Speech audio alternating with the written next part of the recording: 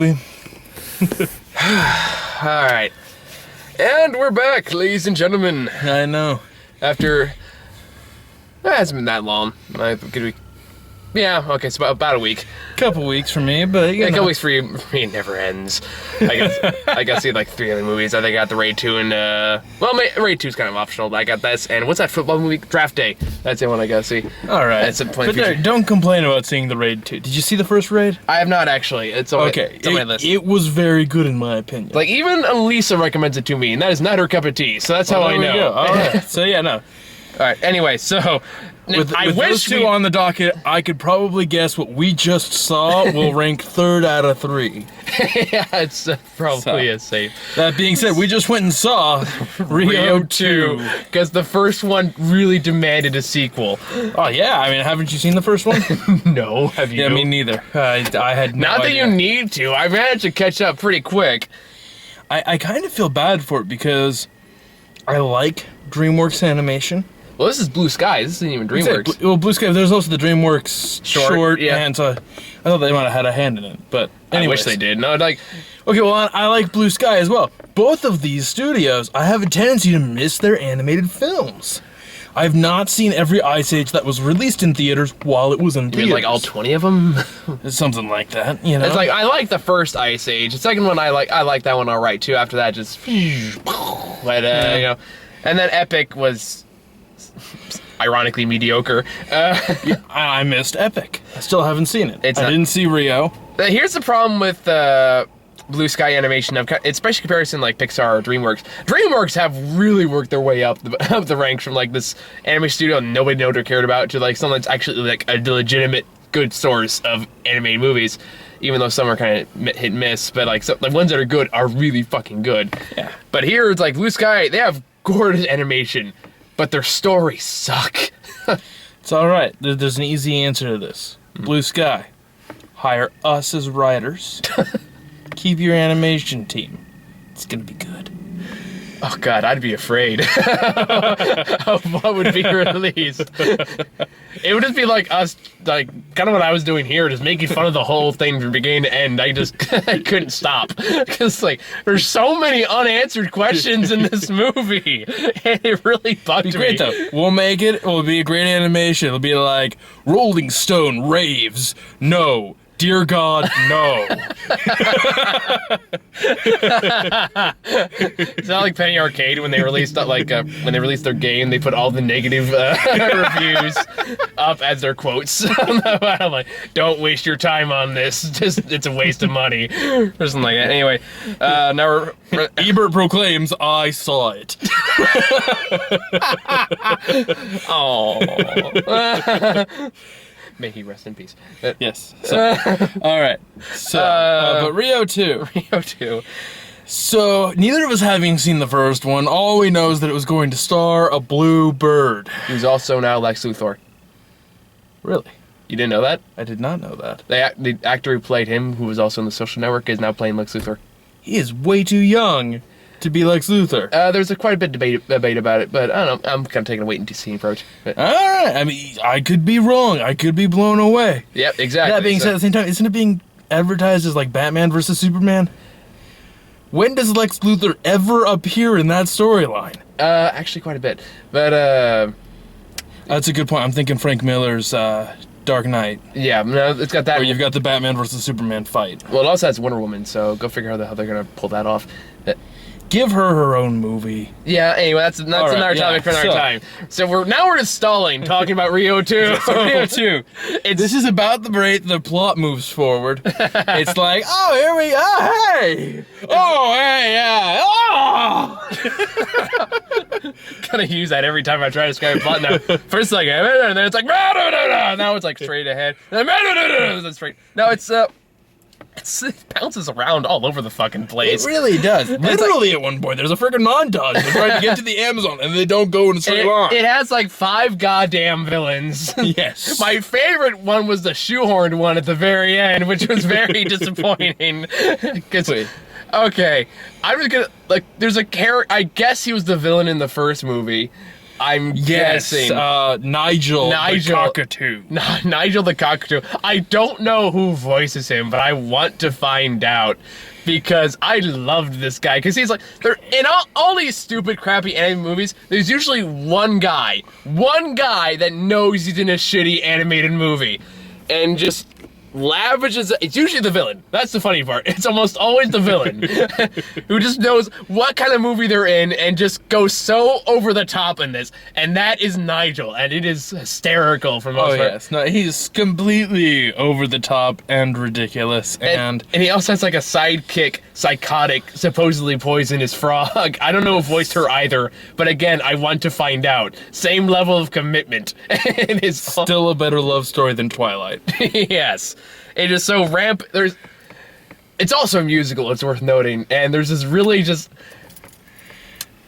pretty much any scene, like, this is the part where I legitimately laughed, because it was actually pretty funny, was the duet between the frog who's in love with the cockatoo and her imagining of the cockatoo singing with her as he sleeps. And it is...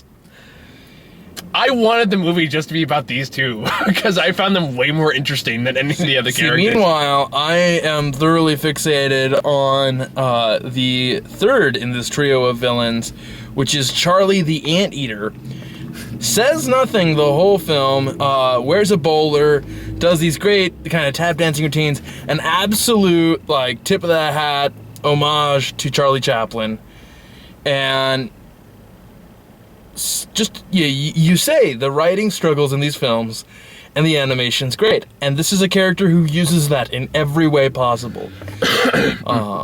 Really a fun character, in my opinion. Fair enough. It didn't do too much for me, but then again, he was kind of more of a prop than a character. But I guess he often was a prop. Yeah, literally so was Charlie Chaplin in a lot of his films. Fair enough. So, that being said, you've got them. You've also got these logger guys whose big boss is fixated on lollipops. I can only guess because smoking would have gotten the movie a higher rating. I guess so, even though it's I think Pixar's probably gone away with at least ones. Yes. Although I can't remember which movie off the top of my head. Of course, at the same time, if you had the mustached monkey grabbing cigarettes. Yeah. So basically, it's it's a lot of Fern Gully, a little bit of Avatar. There's some anti-logging message thrown in. A little bit of the wild thornberries. Family, a little wild thornberries.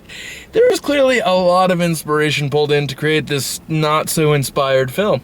Yeah, which is disappointing, because like I said, the animation, in the trees and stuff like that, is gorgeous animation. Yeah, no, fantastic animation, some great characterization in all of the characters. It's not the actor's fault. They have some of the supporting characters that really annoyed me. But they all carried their voices well. I don't know, the yellow bird and the red bird guy, those guys, I don't know if I feel like they played a major part in the first movie. Yeah, I guess so. And so we carried them to the second one. I don't know much about them, but they were, even if they were annoying, they were the same level of annoying the whole time. And thankfully they weren't in the movie that much, so you gotta forget. The movie needed more Nigel. He's my favorite character. Give him another duet. You just want Nigel to get his own Saturday I do. morning You know what? cartoon. I would totally watch shit out of that. I have a nephew now. I have an excuse. It's great. I'm down with this. Blue Sky, if you choose to go forward with this, I'd like to voice Charlie the Anteater. Check it out. Because they're watching this. Fucking assholes are making fun of our movie. And there you go. Oh, I see what you did there. That took me a couple minutes. It's why is he just staring at the camera? What is he doing? This is where you do witful banter for hours and hours. Until we're on about. Which reminds me, I gotta clear out the memory in this in a little bit. Yes. Because guess what I forgot to do again? Anyway. Alright, so the plot. I guess we should go over the plot. Let's go over the plot. So we start off in Rio. Carnival is coming up. Side plot going on of the yellow bird and the red and gray bird are trying to find talent for the show in Rio for Carnival, and they're finding nothing. There's a toucan with them, who is also kind of a minor character. Who doesn't really show Who up. has a wife who cannot sing for the life of her. And that's their push to find better talent, even though the toucan believes she sings wonderfully. And that all comes into play almost not at all. So it's almost like it's not a huge factor. Either way, Meanwhile, I'm guessing like I didn't see Rio 1. I basically know the plot of it, which is kind of like the whole. There's like Blue, who's played by Jesse Eisenberg. okay. Like Look at you popping out with the IMDb. Yeah. Yeah. All right. So and it's basically like the last of the rare birds, the blue, whatever the hell they're blue called. macaws. Blue macaws, and eventually gets together with the only other female, which is played by Anne Hathaway. Yeah, she's in this Which movie. is among with a few ways in which Jesse Eisenberg would want. Jamie Foxx is in this. Yeah. Which one was he? He was one of the little birds, the side characters. Motherfucker! I thought that was Tracy Morgan. Awesome. All right. So After the first movie, and by the way, ignoring the whole incestuous, inevitable side plot they would have to go through if they were the only blue birds left, because then eventually. There's a kind of a scene in the first movie. He goes, it puts their kids in a lot of trouble. I will say that much. which is basically like the anime equivalent of Huey, Dewey, and Louie. It's almost the exact same personalities. I feel like these three were not necessarily introduced in the first one. No, because I don't. But they've got these three children who are on the window a little bit. no problem. So they've got these three children who. Oh, hold that thought for 1 second. You gotta take a short break. After this, we're gonna go over plot stuff, as I'm sure you gathered by now. So hold on 1 second. I will punch you. This may be a longer break than we thought. There we go. And we're back. Ow. Dick. I hate So, we're gonna move on here. Back to the plot. So, yes, the only two have these three children, effectively increasing the population of blue macaws in the world by 150%. Which does horrible things to their street value, but still, you know. So I'm pretty sure the first one has to do with animal trafficking. Sure. Anyways. I have no idea. Anyways, meanwhile, the owners of Blue, the original bird, find more blue birds out in the Amazon, and then they find the Anne Hathaway character finds out about it, and he goes, "Oh, we have to go back to the Amazon now because that's where people are." Blah blah blah. So now they're off to the Amazon, yay! And they bring all their buddies with them, and then they go on this horrible traveling montage in which a GPS device leads them horribly, horribly astray. I'm relatively certain they were using the original version of Apple Maps. I can actually attest that a lot of that is fairly accurate, because I use my GPS every week for work, and I can count so many times that it's gotten me lost. So the part in the movie where he just goes, "Do you trust her?" "I trust her completely." It's actually kind of made me laugh a little bit. It's like, yeah, that's pretty much it. Right? I mean, you get into all of this. Yes, turn right here. That's a canyon. Or you're on a bridge, it just goes, "Take a right." I'm like, no, not that depressed, really. Just gonna say, one of the things I want to do in a movie someday. Car drives off a cliff as it's plummeting. GPS goes, "Make a U-turn when possible." Make that movie. There you go. The last moment of the driver's life is looking pissed at his GPS device. You know, we should totally make that to short budget, like snuff film. It's like GPS, the movie, where it's a horror movie, where it's like I want to go to I don't know, like 287 Vatican Street or something like that, and he goes, "I'm sorry, Dave. You know I can't do that." It's all right, honey. We're almost to your mother's. Rerouting to tacos. Ooh. The one question I had almost immediately when the GPS popped up, I was like, he's a bird. How the fuck does this GPS have any clue what he's saying? To which I counter, it never understands him correctly. But it always seems to get at least in the same ballpark. Well, even though when he's talking to humans, you hear him make bird sounds. So like, macaws can say human words. They're one of the types that can do that. I can't tell if you're BSing me. I honestly believe they are. I have no true information to back this, but I'm relatively certain that a macaw can actually say a human word. The unreliable source. Yes, exactly. Say anything with enough conviction. So Like, dog kidneys are delicious. they're all right, but if you fire roast the leg, it's much better. Touche. Okay. All right, so Anyway. they get to the Amazon and discover or rather, they are discovered by a number of birds, which, after flying through a waterfall to remove their camouflage, are revealed to Which, be of course, they have. blue macaws. Oh my god. The greatest reveal of the year since the 50-foot lightning penis sword. Oh my god. We're gonna make a montage into the year over the past 2 years, and it's like the entire second half is gonna take a penis sword, because I think I've made a reference to it at least once every movie we've made so far this year. Excellent, excellent. Contact Skrillex. He'll make the remix. It's gonna be good. With the mighty power of his space bar. Oh, Skrillex fans are going, how dare you make fun of Skrillex? He's a mastermind of our age. And I will tell every one of them to go get a haircut. He throws spoons in a blender and records the results. Anyway. Please, that man's a hack. You know who he stole that idea from? Will It Blend?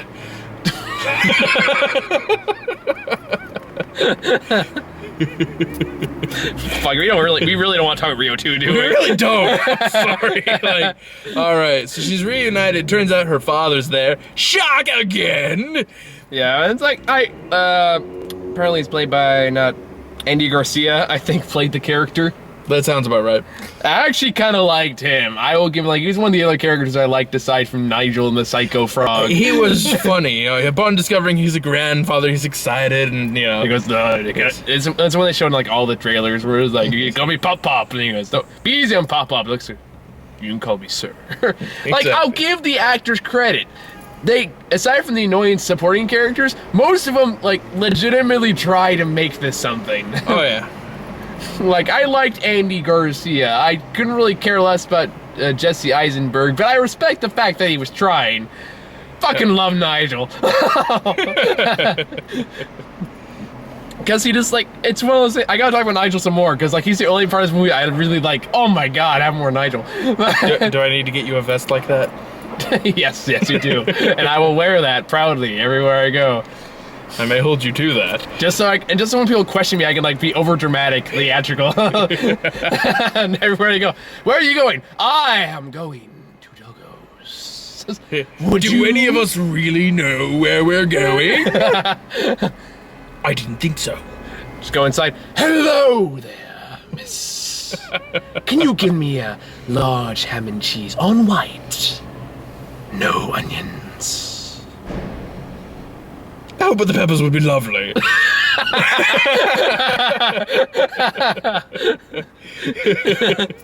It's just a really busy movie. There's 5,000 different subplots that are all rushly wrapped up at the very end of the movie. And there comes a part, I wanted if my version of this movie got released, it'd be significantly darker. For example, there's this whole subplot where you know exactly where it's going, where it turns out there's this rival bird colony. I don't know what the hell they're called. They're red instead of blue. Haha, contradiction. Anyway. But anyway, it turns like that it's like a turf war. But Blue actually finds himself and actually breaks their weird treaty thing they got going on here. Crosses territory lines, resulting in war in the pit of death. And it's like, oh, cool, I'm actually stop. Nope, it's fucking soccer. Admittedly, that's pretty much the only twist in the movie I didn't see coming. Yeah, it's a soccer game. All right, cool. And so I was like, oh, well, that's such a cheap cop. But no, I want someone to peck someone else's eye out. In fact, that's how I wanted the climax to be. None of that saving the forest. If you really want to save the forest, get into it. That's all I'm saying. You're expecting blood. The movie starts off with the main character getting strapped to a firework and being okay. I'm just saying, it'd be a very different. It would definitely not. You would not expect it. You would not expect it. If all of a sudden, out of nowhere, just fucking parrots come from the sky and just start picking everyone's eyes out. Totally different movie. I would run for my life if a bunch of birds came out of the forest. No more Breaking Bad for you. All right. You cannot come in Breaking Bad. You've had enough. There's no such thing. So, you have all these subplots and everything. Like, really, if you like animated movies and you have ADHD and you have run out of meds, this is a great movie. No, that's actually more aptly fits Cloudy with a Chance of Meatballs too. At least this I one, still need to see that. that one is much more ADD than this movie is. I've been told it doesn't have enough puns for me, though. I know it. It's like Cars 2 for me, or really any bad movie I saw last year, where it's like an instant trigger word for Sarah. If you bring up Cloudy with a Chance of Meatballs 2, she will lose her fucking shit. She rages. It's fantastic. She's Like, still I don't hoping see- to come up with a dinosaur mask, by the way. Like, I don't see Sarah get mad that often, but when I do, it's glorious, and I start laughing, which pisses her off more. Like, the big wedding was also hilarious for me. Oh, God. Oh, man. But it's like, is there anything else to really talk about that except I want to see a night. I want to watch that duet again. Like, that's the only part of this movie I would go back and watch. Yeah. No, I mean, it's all over the place. It is. It's completely all over the place. It just doesn't really know where it wants to go. It wants to have the environmental message. It wants to have like the revenge of the bad guy from the first movie. It wants to have human subplots where Eduardo learns how to be okay with the humans. It wants to have all these different stories and elements in there. It just doesn't know what it wants to be. Yep. You know what it does have, though? What? The music. Like, not necessarily the musical numbers, because the musical numbers, for the most part, just don't make sense in this movie. Yeah.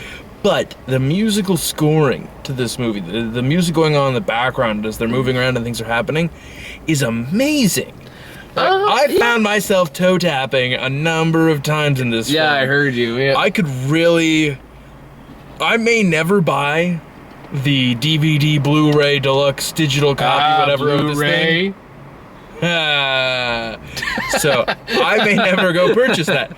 I might buy the soundtrack, though. Be careful though which one you get, because it probably won't include the instrumentals. It'd probably just include all the...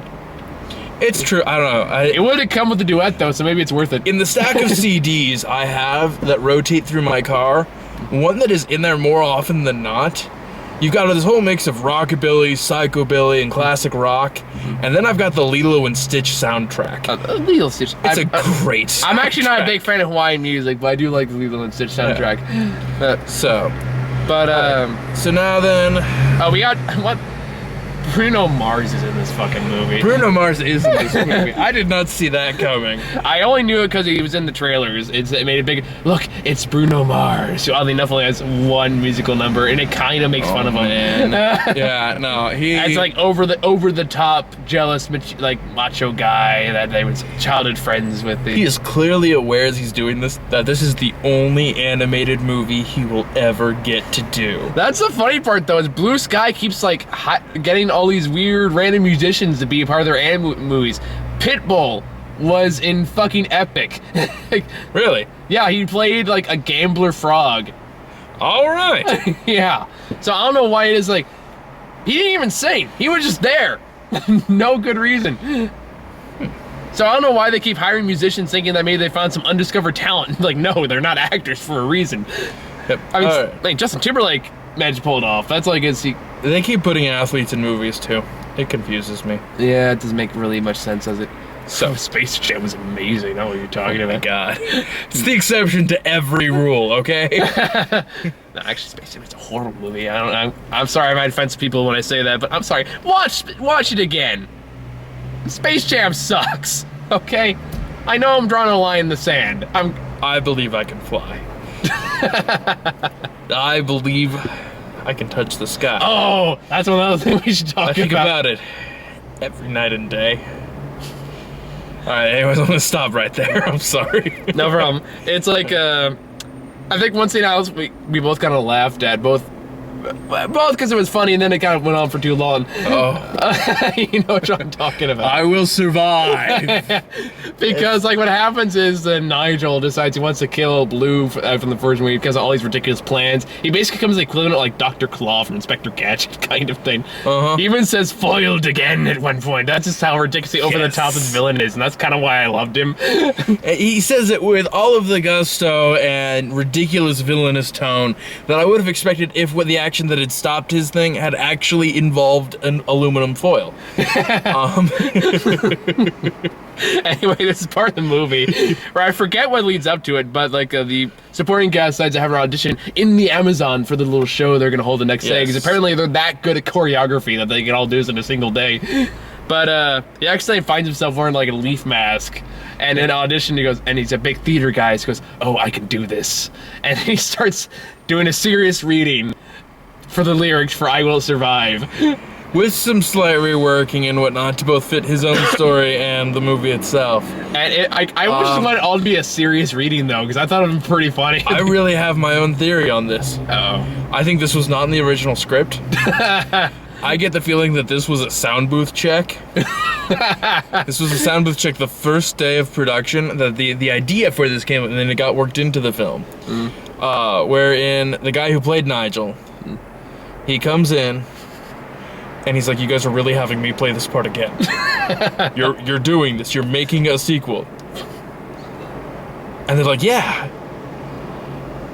And he's just like, fuck it. Oh no, now go. Walk out the door.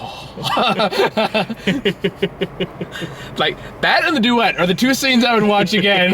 Because it's just, again, it's like one of those movies, if you're in a bad role and you know I honestly believe like a good actor can make a shitty script work for him.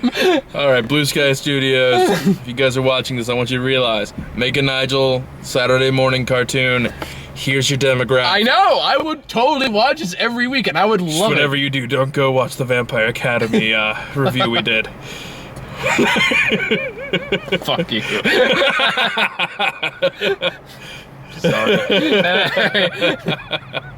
All right, so you know this movie needed? A 50-foot lightning penis sword. Yeah, I could do it too.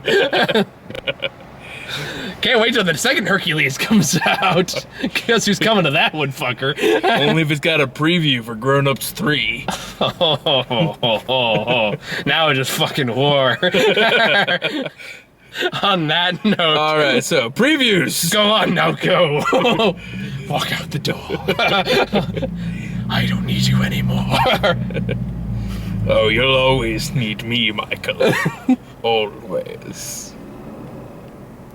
I actually have nothing to back that. There's no good reason for you to need me. Besides my glorious mustache. Why do I put up with you? See again, glorious mustache. First I was afraid. I was petrified. You still are. Good thinking I can never live. Without you by my side. Previews. You got previews? Yes, you got previews, or are you looking up lyrics to this song? I am looking up lyrics. Oh my god. Was it because you didn't actually know the lyrics? Yes. Alright. What's it say about me that I do? Well, if you didn't have a girlfriend, I would say a few things. But honestly, I've had that song memorized since 8th grade. I took a 2-dimensional animation class. And one of the examples we were given of it, the teacher also taught 3D animation, so the clip she showed us to try and get us to sign up for the 3D animation class the next year was, which is weird because I was in 8th grade, so I was moving on to a different school anyways. But there were 7th graders. Anyways, it was this weird green alien singing this song, and when it got to the chorus, and she'd be like, yeah, I will survive, and this disco ball crushed her. The disco ball fell from the ceiling and crushed her. End of the clip. It was awesome. And no epilogue, that is how it ends. It's just, bam, credits. That's how this movie should have fucking ended. They're all dancing, they're all singing like, yay, happy ending. Trees fall flat. Credits. Oh. Watch all the children cry. Soak up their tears. Now she's beautiful forever. See, now I just imagine like becoming like Cartman from South Park. Like, the tears are so yummy, guys. It's so yummy. And, all right, I'll say it one last time. Previews. I want to make sure there's no one around me because they want to just hear me say that. It's like, what the fuck? That's most people around you, Michael. Yeah. Can't even deny it. All right. It's why I'm so alone. Anyway, I'm kidding. So we actually only got 3 trailers for this one. I was actually surprised by it. Usually we get like 4 or 5. It's true, they were pretty short. So first one, we got the teaser for How to Train Your Dragon 2, which is weird for me because we already have a full trailer, and I just looked on IMDb. Apparently, we just got an international trailer too. So I'm surprised we're still getting the teaser for this, but whatever. It's DreamWorks. I've talked about it before. I'm excited. if I had to guess, I would say they're like, we want to put a preview. We'll pay to put a preview in, but we want to put a short preview in. So we have time for the other short. We'll get to that. And then after that, this one we haven't gotten before. So Maleficent. I'm excited about it, to be honest. Disney's been doing a lot of retelling of their movies. I'm not so great on that. Yeah. Angelina Jolie has done some performances I've liked and some I haven't. That being said, it looks like we're gonna do some fun dipping into German fairy myths. I will admit That could be badass. As someone who knows those myths, this could be a really fun retelling. So you're going into a Maleficent then? Sure. All right.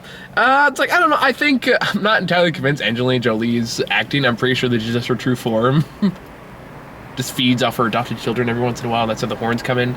Anyway, That could explain it. yes, the mystery of Angelina Jolie. Anyway, I don't know. She looks at home in the role, oddly enough, and it's kind of creepy how how what's the word I'm looking for? Adapted she is to the role. Oh yeah, no, that she's. As soon as I saw her in the costume and everything, It was like, I can't think of anyone else playing the Like, part. yeah, that's Maleficent. Like that. Yeah. That's the image is spot on, perfect. That's Now, her, bingo. They show me the animated one. I'm like, hey, could it look more like Angelina Jolie?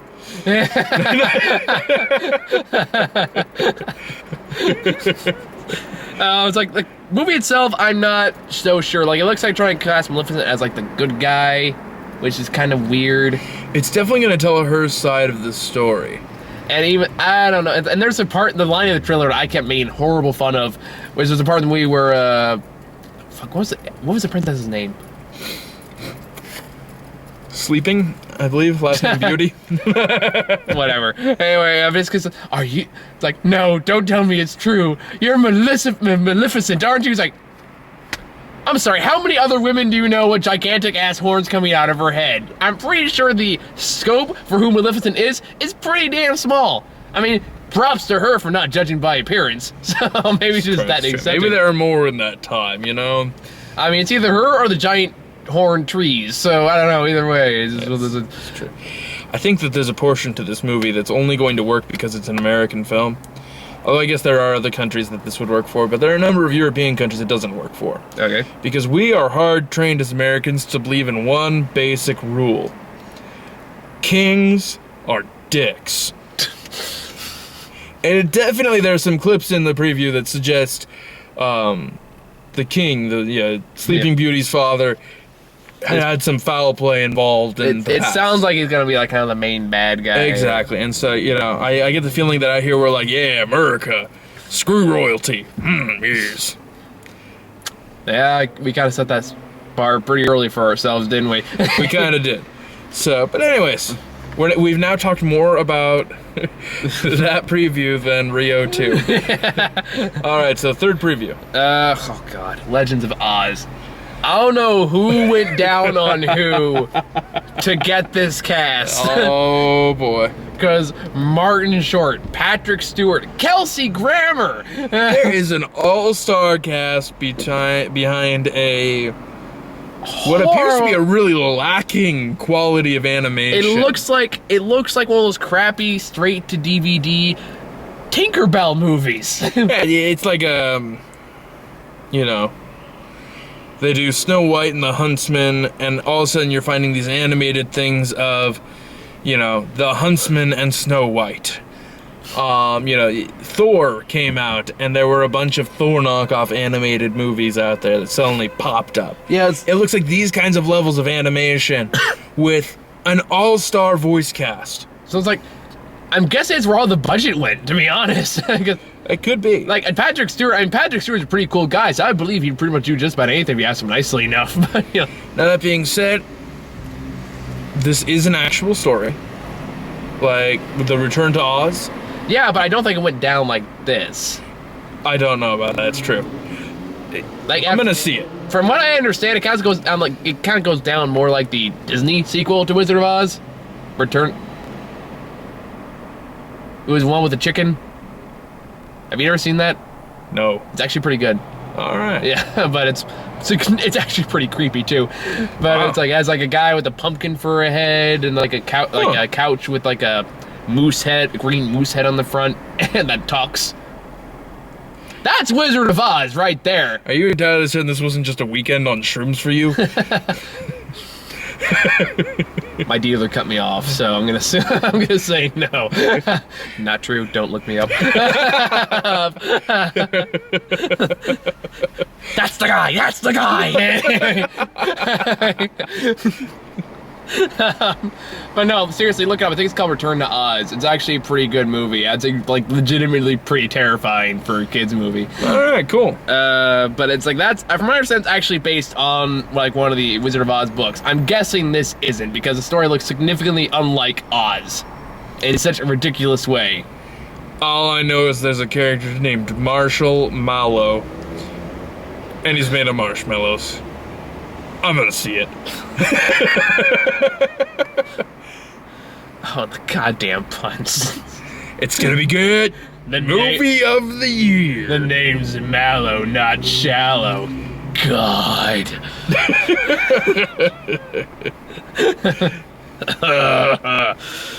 You love it. No, I don't. Like, my sister knows me well in this,